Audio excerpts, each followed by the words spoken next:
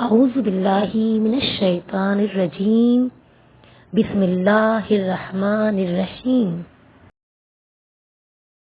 السلام علیکم ورحمۃ اللہ وبرکاتہ۔ ویڈیو شروع کرنے سے پہلے ایک مرتبہ درود پاک لازمی پڑھ لیں۔ حضرت ابو ہریرہ رضی اللہ تعالی عنہ سے روایت ہے کہ ایک شخص رسول اللہ صلی اللہ علیہ وآلہ وسلم کی خدمت اقدس میں آیا اور عرض کی، یا رسول اللہ صلی اللہ علیہ وآلہ وسلم، میں نے اپنی بیٹی کا نکاح کر دیا ہے اور اسے اس کے خاوند کے پاس بھیجنا چاہتا ہوں۔ میرے پاس کچھ خوشبو نہیں، آپ صلی اللہ علیہ وآلہ وسلم کچھ عنایت فرمائیں۔ آپ صلی اللہ علیہ وآلہ وسلم نے ارشاد کیا کہ کل صبح ایک چوڑے منہ والی شیشی اور کسی درخت کی لکڑی لے کر میرے پاس آنا۔ دوسری روز وہ شخص شیشی اور لکڑی لے کر حاضر خدمت ہوا۔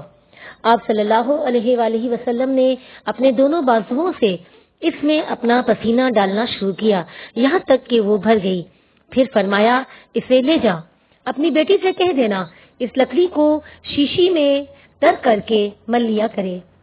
بس جب وہ آپ صلی اللہ علیہ وآلہ وسلم کے پسینے مبارک کو لگاتی تو تمام اہل مدینہ کو اس کی خوشبو پہنچتی، یہاں تک کہ ان کے گھر کا نام ہی خوشبو والا گھر ہو گیا۔